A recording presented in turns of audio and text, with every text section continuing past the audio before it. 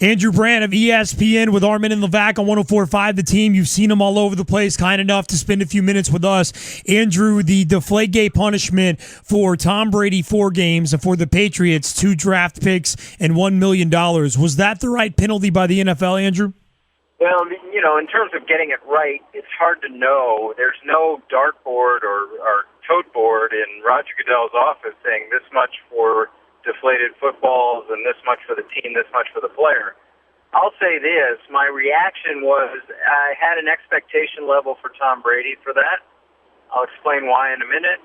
The one thing that did surprise me was not the fine of $1 million and not the 4th-round draft pick, but the 1st-round draft pick. I thought that was a severe penalty. And in the scheme of competitive balance, that's a very, very valuable currency. Think about what that means, getting a player at the 1st round, a top player, having him under contract for 5 years, all those kind of things. That's the one that got me. And I think what we're really dealing with is two parts. One is the scheme, whatever did or didn't happen with actually deflating footballs. But maybe even a bigger part of this was lack of cooperation, denial, not being forthcoming with evidence, and I think that really hurt both the Patriots and Tom Brady, and it was even mentioned that they just didn't believe this was a big deal, and they didn't turn over what was important, and they suffered for that. They paid consequences with these penalties. Andrew, when I read the Ted Wells report, the text messages are enough for me to go, okay, I feel like Brady's involved in this. You see it from a personnel standpoint, a legal standpoint.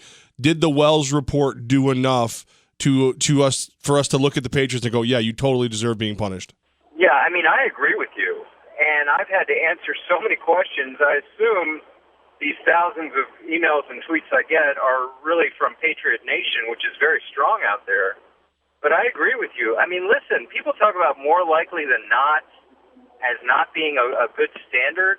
Of course it is. Did people really expect that they'd have video evidence of Tom Brady deflating footballs, that somehow there'd be a whiteboard where Tom Brady says, hey, guys, I want it under the specifications? I mean, there's a lot of evidence in there. Circumstantial evidence is evidence, and as you said, with these 2 guys texting about Tom Brady, that is direct evidence. So, yes, I read that report, and I said, there's a lot here. And where a lot of people, especially and said, no, there's nothing here. There absolutely is a lot there.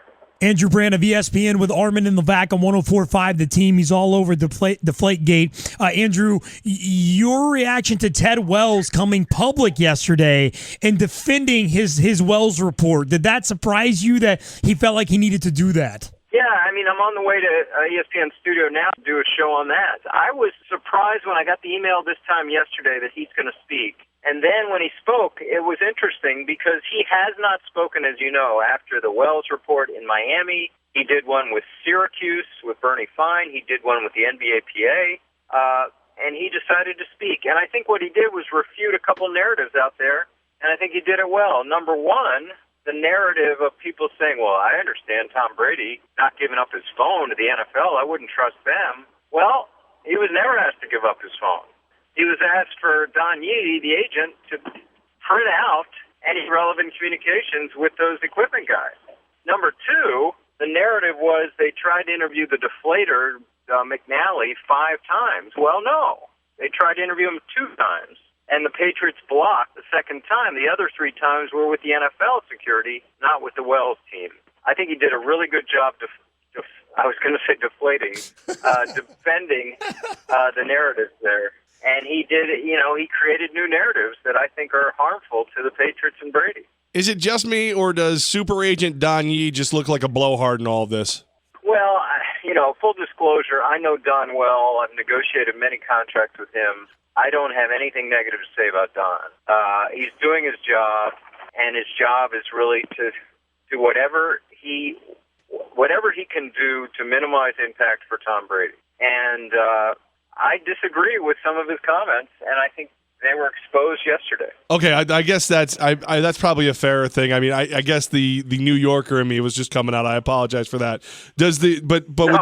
With Wells coming out and just directly opposing what Yee is saying, it does put Yee in kind of a bad light at this point, though, right? Well, I think it puts his credibility in question, just like he put Ted Wells' credibility in question. So now, I guess the question is, where are we? We have a lawyer on the Brady side saying this. We have the lawyer who conducted the investigation saying that, and we head to arbitration. And what's interesting, speaking of lawyers, and I'm a lawyer, we have a new one in the picture who's maybe the best sports lawyer in the country.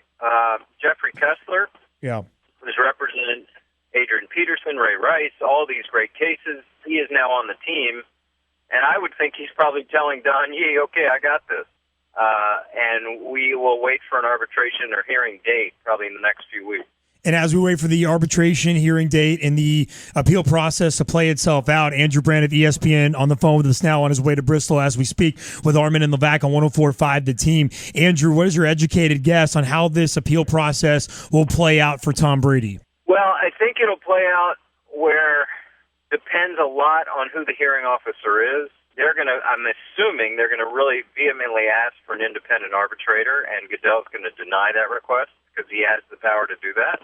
On the other hand, I don't think Goodell will name himself, but I do think he'll name one of his people close to him, as we saw with Adrian Peterson and Harold Henderson being the arbitrator. It may not be Harold, but it'll be someone around the NFL or a relationship with the NFL. And that would suggest a result that might be the same that we have now.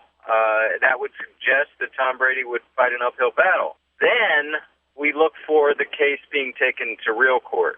And this is the Adrian Peterson model, where they lost in front of Harold Henderson, and they took it to court, and they won. So we'll see what goes on here, but first we have to see who the appeal officer is. Wow, how long of a process could this be, Andrew? Well, on the one hand, it could be long. On the other hand, we have 4 months till opening day, so it won't be that long. We'll know before any of this really matters. And, of course, Brady is allowed to participate in all off-season activities, which, again, something I've been in the league a long time. I've never understood that. But that's the rule. You can do all the off-season activities. You can play in preseason. You can do training camp. You can go to every meeting until September 10th. Andrew, one of the things that I picked out of the Wells report and we've been battling on is Stephen Gostkowski also did not give his cell phone or information from his cell phone over. Why wasn't he punished for not cooperating? I think you got me there. I do remember part of the Wells report, which I frankly didn't pay a lot of attention to, was that the Patriots were cleared and all the people involved were cleared on the K-ball aspect of the issue. The kicking ball aspect has been resolved. It's the throwing balls. So that's all I can shed light on with that. The NFL and Roger Goodell kind of set a precedent with Sean Payton by suspending him for a year in Bountygate. Can we not compare that to Bill Belichick and say, you're a head coach, you should have known this was going on to your football team and not penalize him directly for that? Yeah, I hear a lot of that, and I'm sure the New Orleans too. It's hard to compare these things. I would say this, I guess, to Saints fans is, would you rather have your coach suspended or loss of a number one pick? I would maintain a number one pick may be more valuable than the coach, because that could be a really good player, and of course coaches don't play. You just have to sort of figure out what's important. I think that Belichick and Belichick was spared in this, which is interesting, but they lost the number one pick. Andrew, in your educated opinion, what do you think Robert Kraft's next move will be? Yeah, that's the wild card here. We know Brady's appealing. Is Robert Kraft going to sue his friend, or I guess former friend, and take this? Now he can go through the same appeal process that Brady can, but that's kind of a loser to start with. Goodell's going to uphold Troy Vincent's penalty. Will he go to court? I think he will not, despite the bluster. I just think, you think Ted Wells took a long time? Courts will take years, not months, years. So I don't think he wants that. And what that would do to his relationship with the NFL. Do you think he cares about that at this point, or is it all about him?